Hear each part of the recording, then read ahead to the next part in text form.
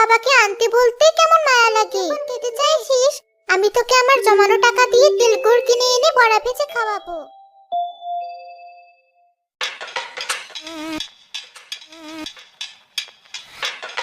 ফালতু নয়, যেন অমৃত। এবারে আটিগুলো যে কি করি? ওই তো উঠোনে, আমি বরং আটিগুলোর মাথায় ছুঁড়ে মারি।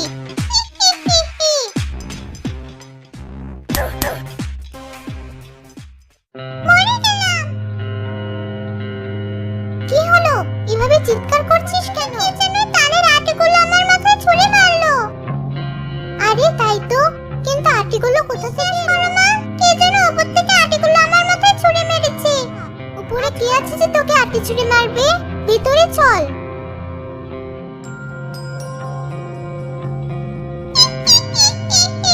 বেশ হয়েছে, তাল গাছে থেকে এখন থেকে রোজ তাল খাবো আর আটি ছুঁড়ে মারবো। রোদেলা, কোথায় গেলি? এতক্ষণ তো বাড়িতে দুটো মানুষ ছিল, কোথা থেকে এলো? তুমি এসেছো?